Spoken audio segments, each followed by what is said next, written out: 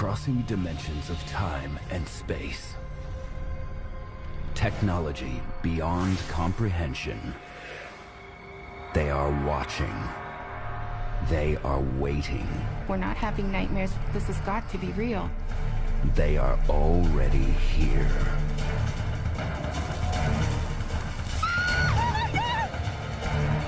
No matter where we went, they would always find us.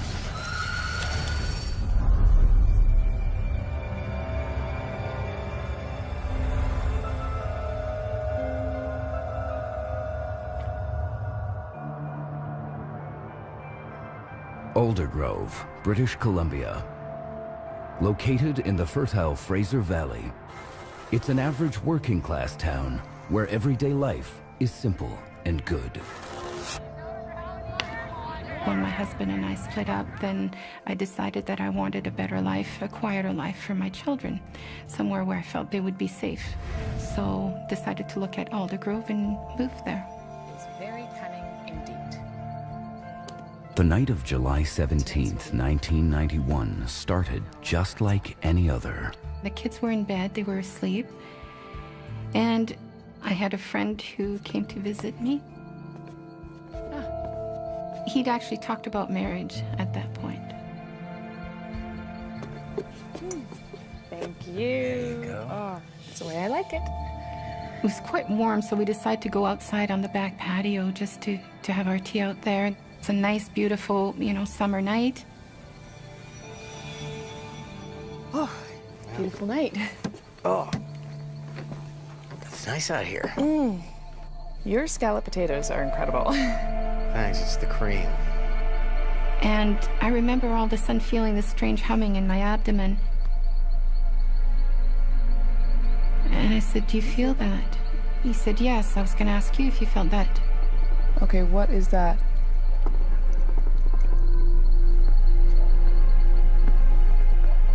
That's weird.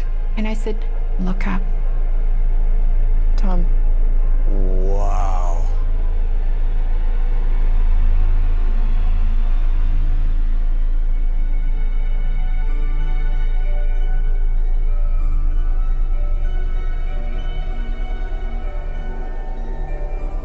This thing was about the size of a football field, if not bigger. It was cloaked, and I say that because the only way that you could see the exact shape of it was that it blocked out the stars. That's crazy. There were no lights, no sound, and it was just floating along, and then it stopped dead on a dime. Felt claustrophobic, and I said, "Well, is it going to stop coming down?" He couldn't handle it. This is dangerous. We should go inside. Come on. Let's go inside. "I'm out of here. I'm going inside, and you'd better come in with me." He ran inside. I stayed there. To me, it felt like maybe 2 minutes, 3 minutes at the most, and I was just watching it. And then it was there, and then it wasn't.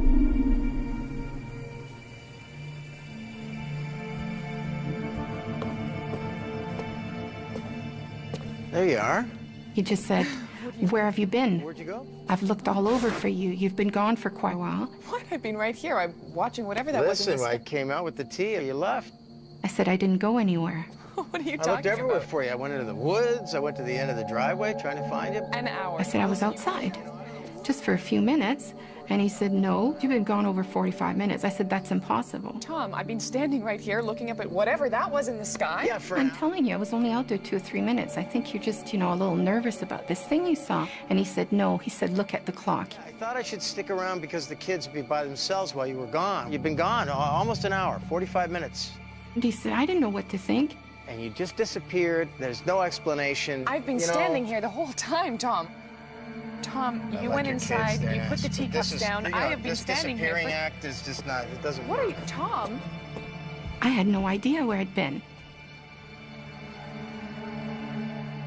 After that happened, he never came back again. I got a phone call, "I'm sorry, goodbye." Yeah. And it's like, okay, well, what do we do with this now? What we witnessed was this huge boomerang-shaped ship. It was probably over the size of a football field big. And who do I tell? You're not sure you want to contact somebody and tell them about it because you don't want to be ridiculed. But things didn't match up. Things weren't right.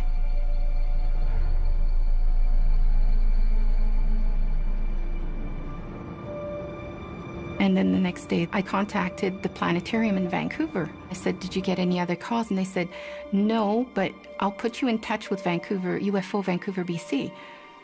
And didn't even realize there was such a thing. Investigators from the UFO Reporting Center in British Columbia take Karina's case. UFO investigators told her that there was 15 other reports that night of similar objects. I've gone through the records of UFO BC, and we've had about 8 UFO reports of boomerang-shaped craft. It just confirmed that what we had seen was not imaginary. There really was something, because there had been other eyewitness reports that night. Is interstellar travel possible? Astrophysicist Dr. Jamie Matthews is the mission scientist in charge of Canada's first space telescope. I think it's important to keep in mind that the distances between stars are so vast that if you're traveling in the conventional sense, and if you're restricted by the universal speed limit of the speed of light, 300,000 kilometers per second. It's a high speed. But even at that incredible pace, it takes years to cross the distance between even the nearest neighboring stars. Our fastest space probes would take tens of thousands of years to reach the nearest neighboring star. So if people had a real intuition for interstellar distances, they would probably think more carefully about how likely it is that aliens are traversing those distances to visit us, and how often they would do it. I'm not saying it's impossible, but it's not as easy as it looks. What if interstellar travel isn't the only way aliens visit Earth? You know, maybe if we have visitors, they're not coming from another place in our three-dimensional spatial universe. Maybe they're coming from another set of dimensions within a much larger multiverse. There could be many, many dimensions of space and time, of which our 3 spatial dimensions and our 1 temporal dimension are just a subset of them. But if you're going to connect across dimensions, you need to somehow tear a hole in the geometries. If creatures have found a way to do this, then they have developed a very sophisticated technology. If it's happening by accident, they found some natural phenomena that we have not yet encountered. I didn't know what to believe. I realized that there was something very strange happening. There's 1, 2, 3 a year that really stand out, like the one with Karina, that really, demand more attention. This giant boomerang-shaped craft flew over them. Before that happened, though, everything went quiet. All the frogs stopped croaking, a dead silence. 45 minutes or an hour had gone by that wasn't accounted for. She doesn't recall what happened with that missing time. So where was she? I'm not sure what happened, what took place.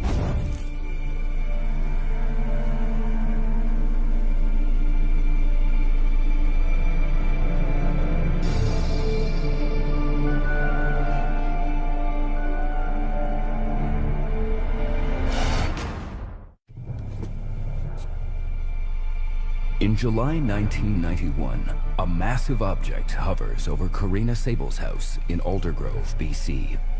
Oh, that's crazy. Karina learns that she disappeared for more than 45 minutes, missing time she can't account for. There you are. Yeah, I'm... Tom, I've been standing right here looking up at whatever that was in the sky. Yeah, for an hour. An hour, Tom. Okay, this is really weird because this now makes me think of what happened as a child. Didn't really know what name to put to it, what it was.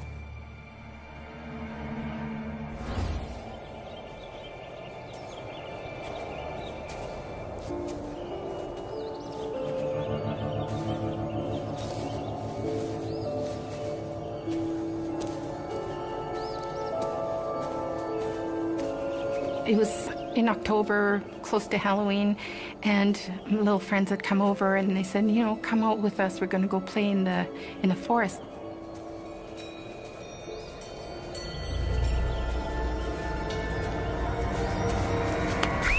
Haha, you're it. Don't scare me like that.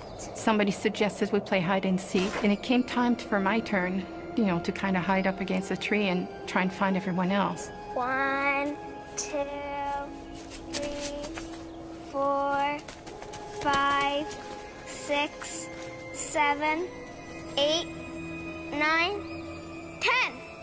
Ready or not, here I come. Then there was no sound. I couldn't hear the children. I couldn't see them. Come on, guys, where are you?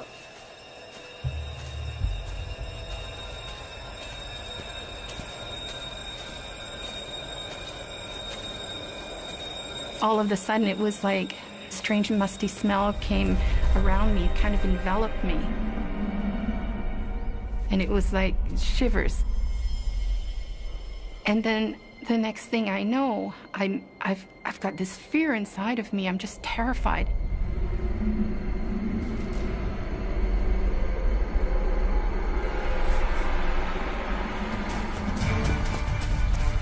I don't dare look back to what's following me, but I know something's behind me.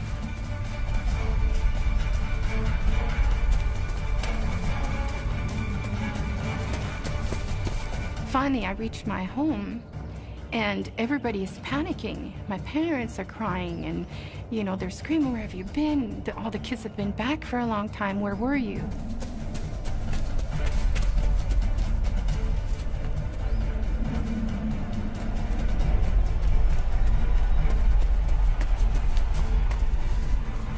To this day, I have no idea where I was or what happened, but I know that there was time missing.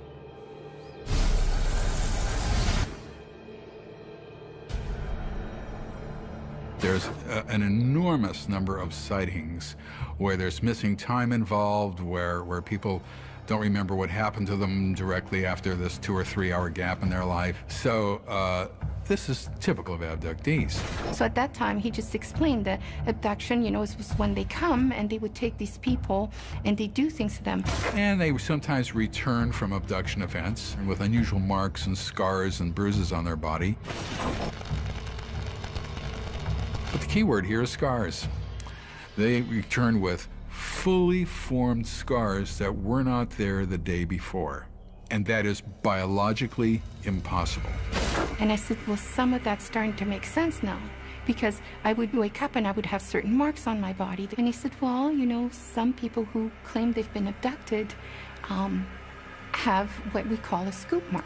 So it can be on your leg or somewhere else on your body. Since I was a child, I've had a mark on my leg. I don't know where it came from. I mean, I never really understood what was going on.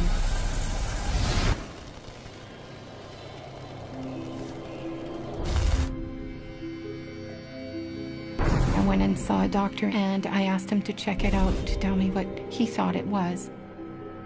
He didn't really come up with a specific answer. Is the unexplained mark evidence of an abduction experience? Well, definitely you question yourself. I never have taken any drugs. I didn't drink. I still don't. You feel absolutely and totally alone because you don't know who's going to believe you. I mean, if I was listening to someone else at that time, I would have said, I don't know if I should believe this. Over the next few weeks, Karina tries to put the sighting behind her. I had put the children to bed and I went to bed myself, and I just, you know, closed my eyes.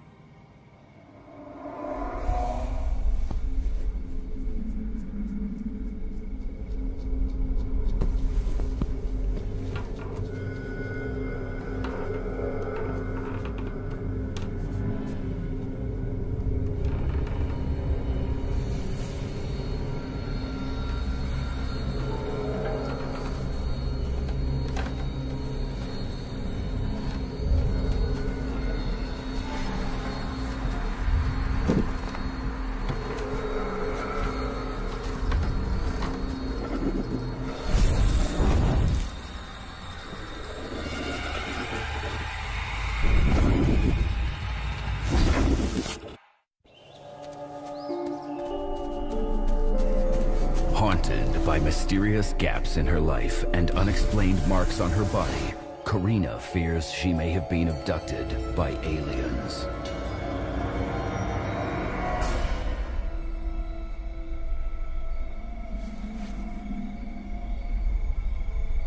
Weeks after witnessing a large object hovering over her house in Aldergrove, British Columbia, things take a nightmarish turn.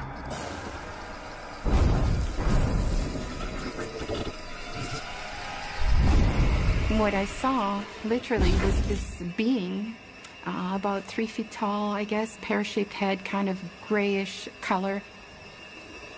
I felt terrified. There was a feeling, a sense that I'd seen him before, but wasn't positive. So I would see its image, like it would be there, and then its image would appear in front of it, and in front of it, and in front of it. So I don't know how else to describe them. It was kind of floating into her room.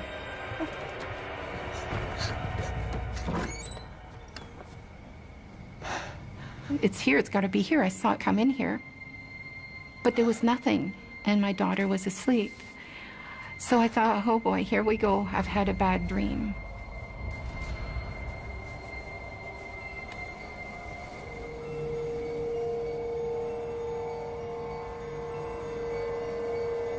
I seriously thought of putting myself in a psych ward.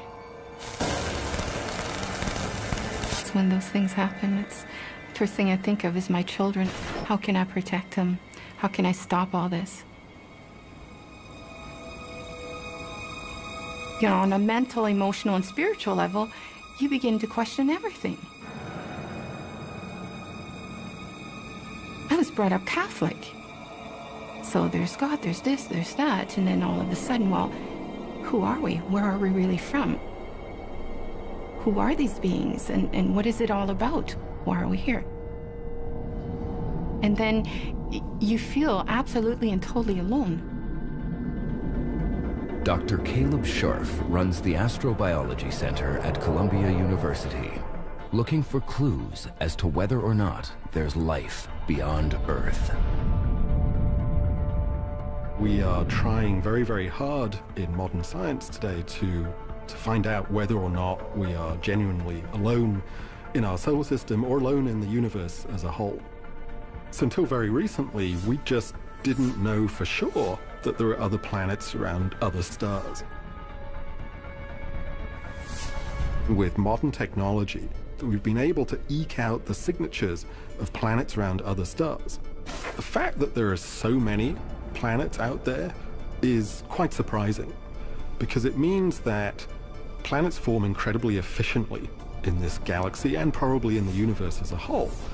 And that means that the opportunity for there to be planets a bit like the Earth or somehow similar enough to harbor life goes up enormously. I think we're sitting at 763 confirmed planets and more than 2,000 candidate planets. Our galaxy is packed with planets. There are more planets than stars. And we didn't know that a few years ago. And among those planets are a huge number of smaller planets that may be rocky, terrestrial-like planets, a bit like the Earth. The Goldilocks zone, which is sometimes called the habitable zone, is the region around a star where if you placed a planet like the Earth, it has the possibility of having a surface temperature somewhere between the freezing point and the boiling point of water. In other words, it's at the right distance from the star to be kept at a nice temperature. And the reason we're so interested in a planet that can have liquid water on its surface is that life can't exist without water in a liquid form. If you think about Earth, all the oxygen that we breathe essentially comes from plants and microorganisms. And a lot of the chemistry of our planet has been determined over 4 billion years of evolution by the microbial organisms living here. So when we look at alien worlds, what we're really looking for are the signatures of that kind of life. We're looking for environmental clues that life is playing a role in what happens on the surface of that planet. Obviously, we make a lot of assumptions when we talk about things like the Goldilocks zone and the need for water, because we're assuming that life out there somehow like life here. Is that right?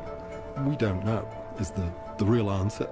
But we need to start somewhere, and the best way to begin is to use what you know as a template in the search for new things.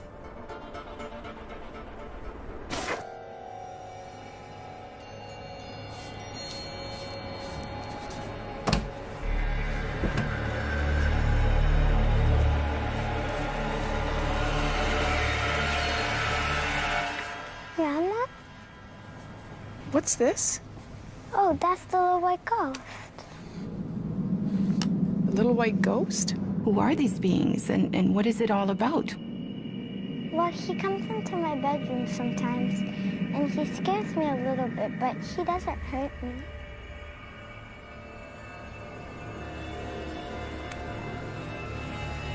Sweetie, who's that?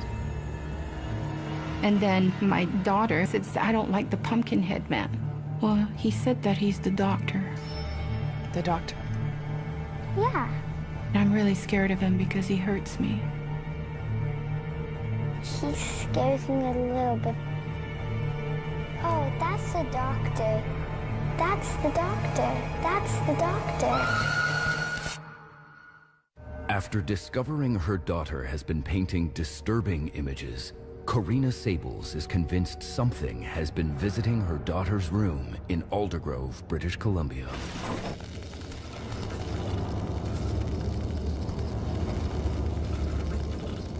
Our perception of aliens in writing and film and television is all governed by our perception of ourselves.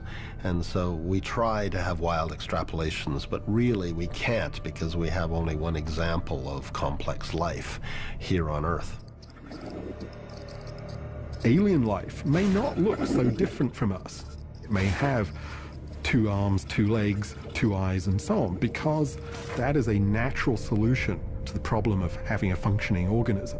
Life has to subscribe to the same rules that govern us here. The laws of physics, the laws of chemistry and biochemistry and so on. But how they manifest themselves, you know, how you go from simple organisms to complex organisms, it seems logical to us based on what we know about life here. We're saying, okay, you know, well, they've got to have like 2 eyes and stereoscopic vision. They should have 2 legs to balance themselves, you know, or whatever. But well, who knows? The other side of the coin is that evolution is a much more random process, in which case there could be alien life out there that has no resemblance to us whatsoever, but it senses things, it moves, it thinks, but it does it in a very, very different way. That too is a valid viewpoint. We just don't know yet which way it's going to go. Every time that we have had the capability of looking at the universe in different ways, to open our eyes to new regions of wavelength in the electromagnetic spectrum, or new time scales, or new distances, we've been surprised.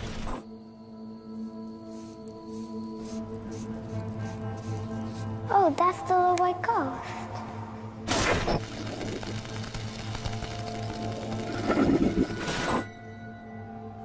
When my daughter ended up telling me about the doctor, it definitely brought me back to what really happened in Aldergrove.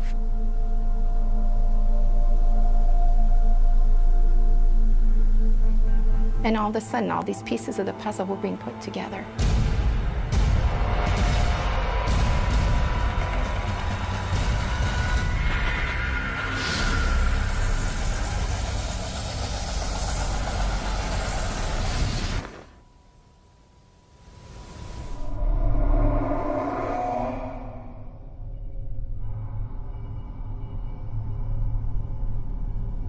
I remember being taken up in a very, very large ship, for lack of a better word. It was a gigantic room, and it was round. It wasn't lit very well. It was subdued lighting. It had a strange smell in the air, very cold. And I would just be placed on this stainless steel table.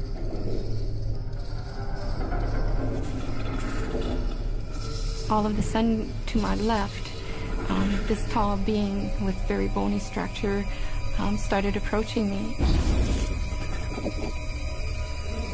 He had a huge head, and it was kind of like lots of bone structure to his head. Large, black, almond-shaped eyes, slits for a mouth, no nose to speak of, no ears, very scrawny little body. And I remember feeling terrified. He didn't say it with his lips, I just heard in my mind. He said, "I'm the doctor." It was almost like, what's he going to do to me?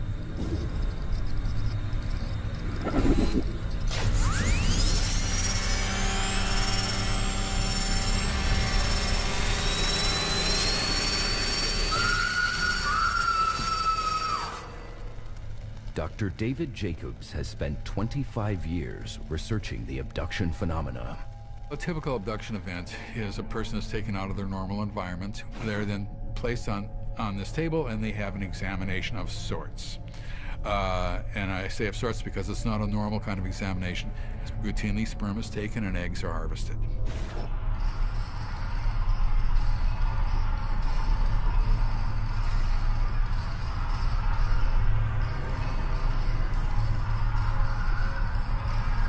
There was another room that was there, and in this particular place, you could see hundreds of what looked like aquariums.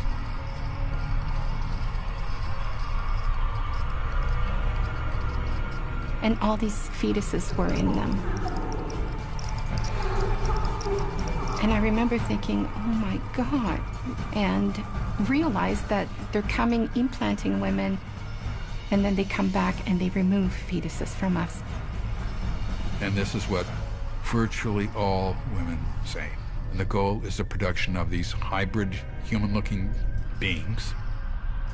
Cross between alien and human.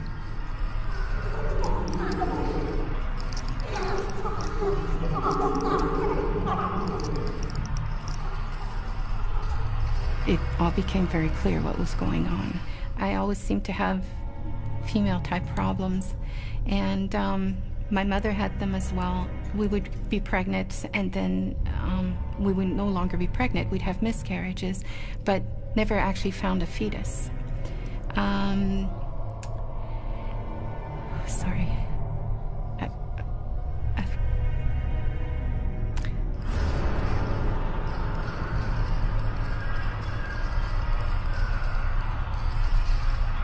And that's when I clued in, like, this is going from generation to generation.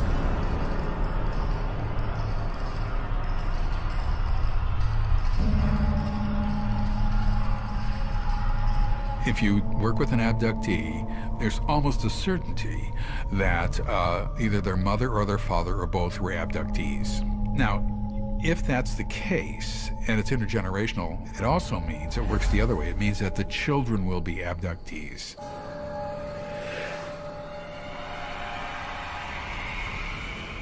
I think the worst thing was that realizing that this was really real. You know, that was terrifying. I was getting angry. I didn't want to believe this. How do we get away from them? What can I do? How can I stop all this? I have to do something to protect my daughter. I don't want something happening to her.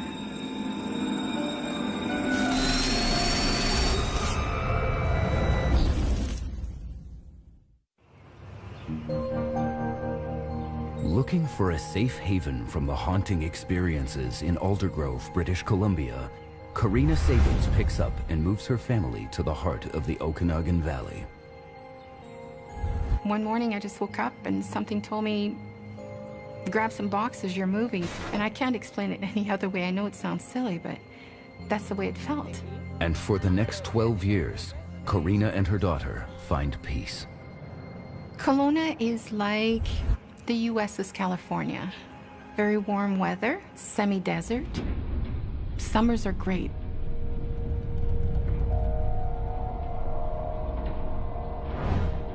It's a good movie. She totally sounded English. A girlfriend of mine had come up from Vancouver to visit. I thought she was not bad. was about like 5 to midnight or something. It was quite late, and she was leaving the next morning. Yeah, she had a good accent. Suddenly she said to me, why don't we go stargazing? But I thought, it's really late. I don't think we're going to do this now. She was so insistent that eventually I just gave in and said, okay, all right, we'll go. I haven't gone stargazing since the last time I saw you. It's so much better than Mexico. There was no moon that night. Those street lights where we ended up going, it was pitch black, beautiful stars out. So I pulled over on the right side, we parked. Here, look at this. Let's pull up right here. Okay. Oh, it's perfect. Okay. This is great. I know. Oh, it's beautiful in here, Shirley. Oh, my God. And I've got my 1.5 million candlelight checking for bears and cougars because they had sightings in that area recently. It's beautiful out here. Yeah, so nice. Yeah. It's good to be out. Oh, it is. Oh. All right.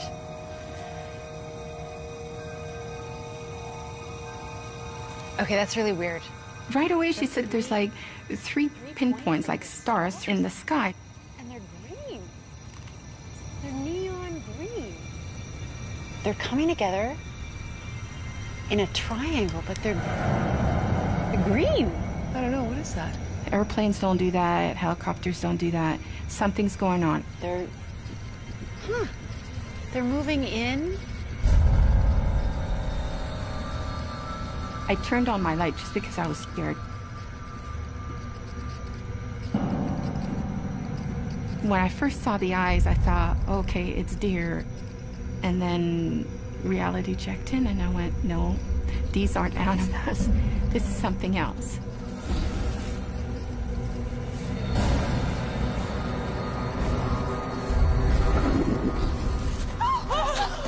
And once I realized what they were, then I really panicked. I tried yelling and my voice wouldn't hardly come out. I think I was so terrified that I couldn't speak, I couldn't breathe. And I'm trying to tell her to get back in the car. I'm trying to get back to my door, but it's like I'm going in slow motion and that I'm walking in quicksand.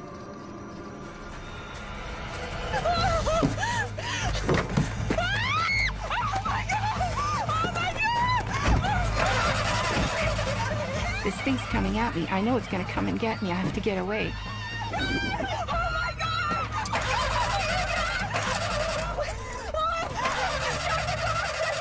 I said, it won't work. It's not coming.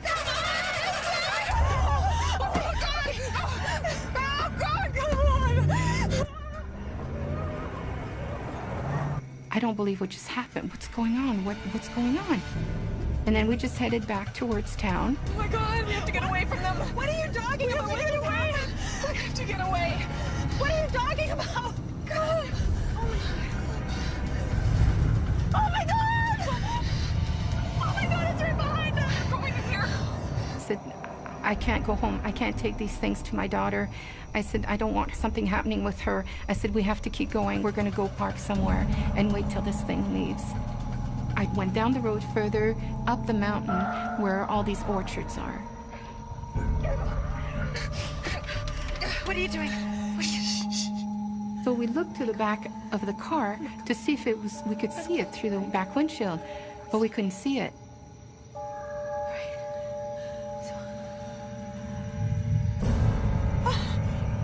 And it was above us. It was above the vehicle.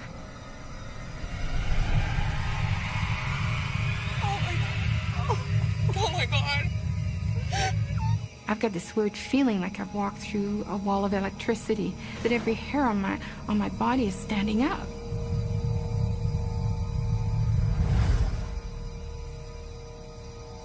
It's gone. Okay. What's going on with your clock? Karina, why is it saying that? Why is it saying... Oh my gosh.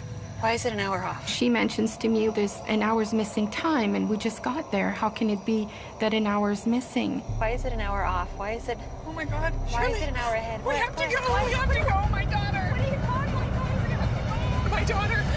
Oh my God.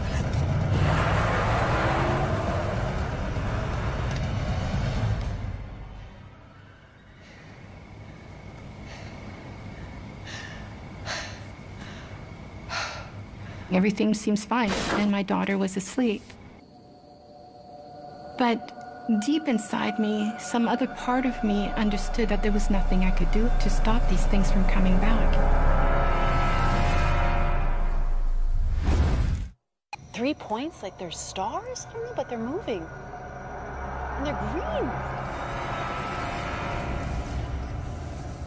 On July 27th, 2003, Karina Sables and her friend experience a terrifying close encounter with aliens.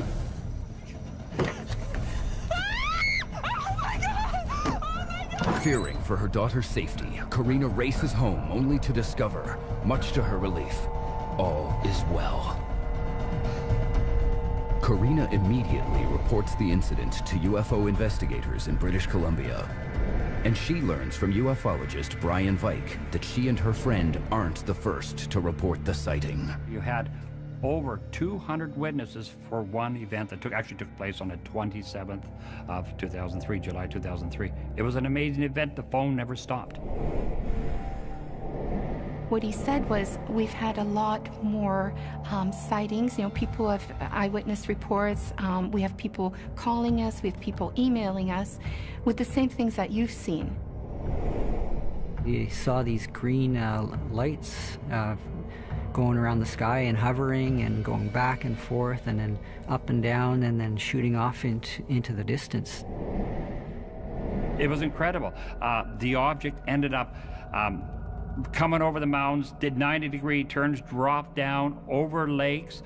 It did another 90-degree and turned off. Went over top of people's vehicles on the highway. It was bizarre.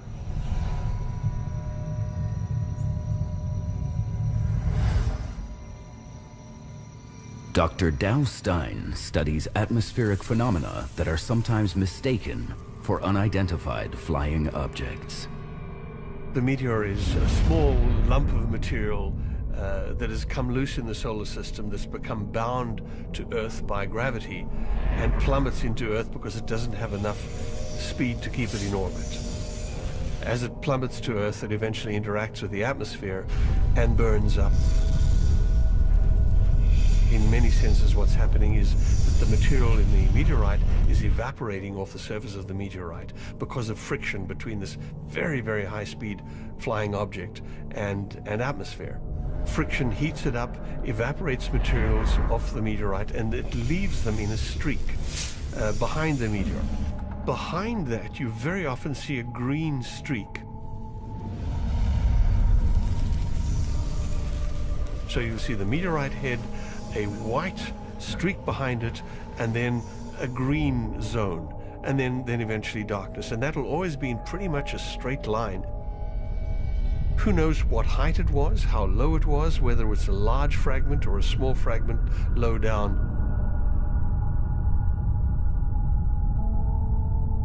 But any meteorite fragment would be illuminated by the light from the energy of the meteorite. But Karina and her friends saw more than one neon light in the sky that evening. There were 3 of them, and they were positioned in a triangular formation and kind of going around, moving in strange directions. Some skeptics want to say, well, you know, it could be this, it could be that. But so we were fully awake, lots of eyewitnesses. It was so fast, it was unbelievable.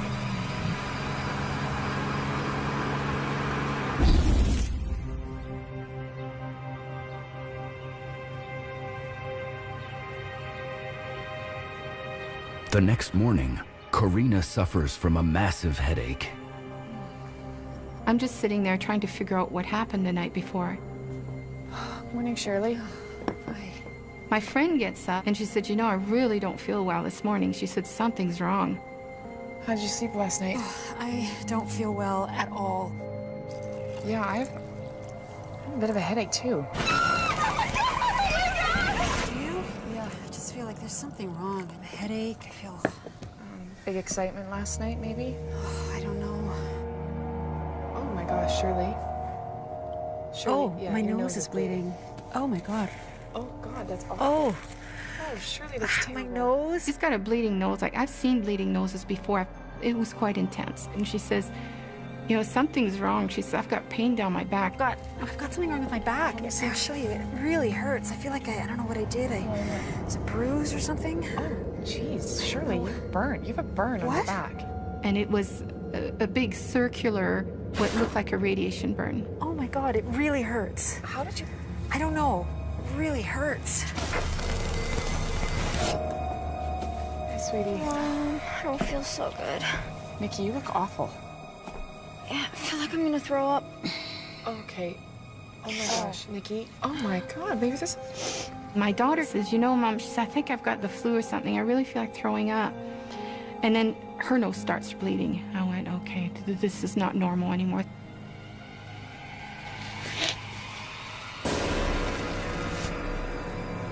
It hit me like a ton of bricks, and I went, no matter what I did to try and keep them away, they still got to her. They got to my daughter. That's why she also has a bleeding nose. And there was nothing I could do. No matter where we went or how far we would go, they would always find us. For Karina, the recent experience confirms her worst fears.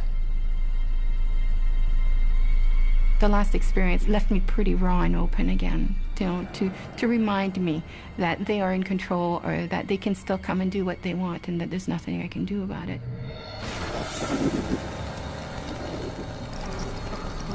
I can't stop them.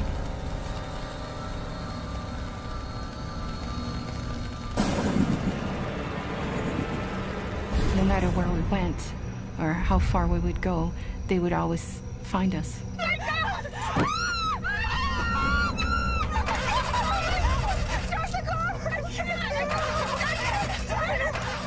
They would always come back. Abductees lead very unusual lives. They know that a whole series of bizarre things have been happening to them. They live in fear. It's going to continue to happen. Stay up awake all night long. A lot of people can't go to sleep at all without the TV on, without lights on. Some people can't go to sleep without a knife or a gun underneath their pillow. So I wish more people would come forward and say that they're abductees, and we need them to do it en masse. I'm not here to try and prove or make people believe that these are real and this has really happened.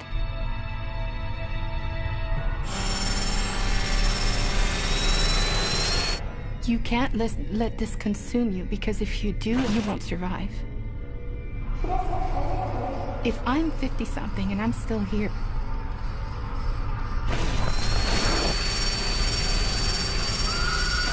then they're probably not going to kill me. They may take me again, but I'll still come back. And I may not be able to protect my children, but they've watched me. And because of the way that I've handled things, they are better able to handle what possibly will happen with their own children or grandchildren down the road. Who knows? We're not sure why they keep coming back, but they do come back, always.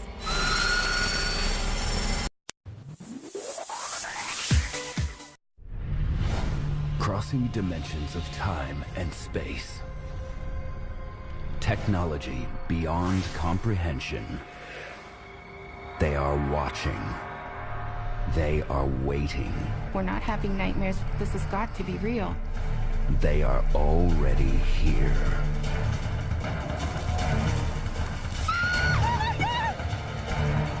No matter where we went, they would always find us.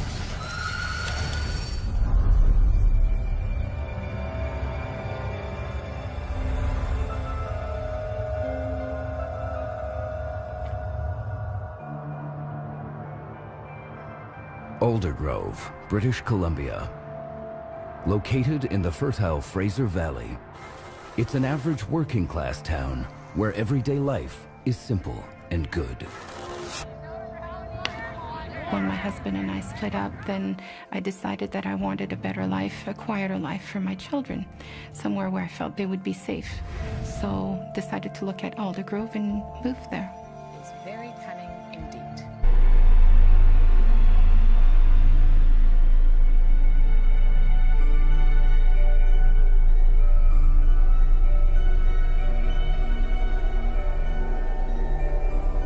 This thing was about the size of a football field, if not bigger. It was cloaked, and I say that because the only way that you could see the exact shape of it was that it blocked out the stars. That's crazy. There were no lights, no sound, and it was just floating along, and then it stopped dead on a dime. Felt claustrophobic, and I said, well, is it going to stop coming down?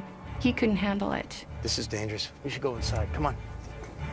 Let's go inside. I'm out of here. I'm going inside, and you'd better come in with me. He ran inside. I stayed there. To me, it felt like maybe 2 minutes, 3 minutes at the most, and I was just watching it. And then it was there, and then it wasn't.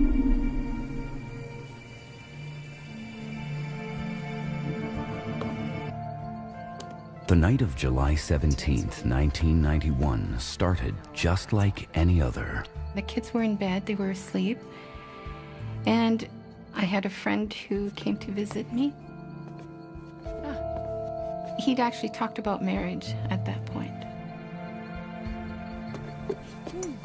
Thank you. There you go. Oh, that's the way I like it. It was quite warm, so we decided to go outside on the back patio just to have our tea out there. It's a nice, beautiful, summer night. Oh, beautiful night.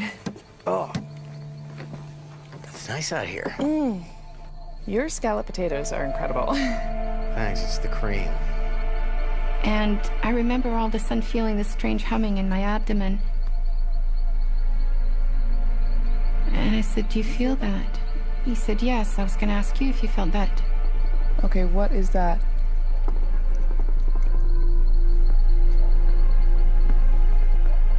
That's weird.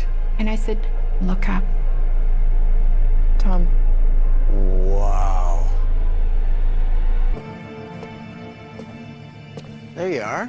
He just said, where have you been? Where'd you go? I've looked all over for you. You've been gone for quite a while. What? I've been right here. I'm watching whatever that was. Listen, I came out with the tea and you left. I said I didn't go anywhere. What are you I talking looked everywhere about? for you. I went into the woods. I went to the end of the driveway trying to find you. An hour. I said I was outside, just for a few minutes. And he said, no, you've been gone over 45 minutes. I said, that's impossible. Tom, I've been standing right here looking up at whatever that was in the sky. Yeah, for I'm telling you, I was only out there 2 or 3 minutes. I think you're just, a little nervous about this thing you saw. And he said, no. He said, look at the clock. I thought I should stick around because the kids would be by themselves while you were gone. You've been gone almost an hour, 45 minutes. And he said, I didn't know what to think. And you just disappeared. There's no explanation. I've been standing here the whole time, Tom. Tom, you went inside, you put the teacups down. I have been standing here. This disappearing act is just not, it doesn't work. What are you, Tom? I had no idea where I'd been. After that happened, he never came back again. I got a phone call, I'm sorry, goodbye. Yeah. And it's like, okay, well, what do we do with this now? What we witnessed was this huge boomerang-shaped ship. It was probably over the size of a football field big. And who do I tell? You're not sure you want to contact somebody and tell them about it because you don't want to be ridiculed. But things didn't match up. Things weren't right.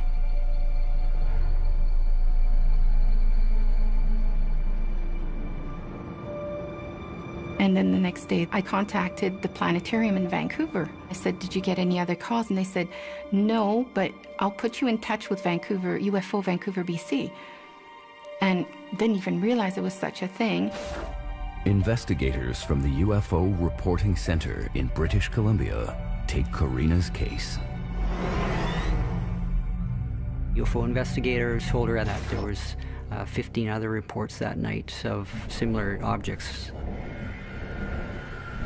I've gone through the records of UFO BC, and we've had about 8 UFO reports of boomerang-shaped craft.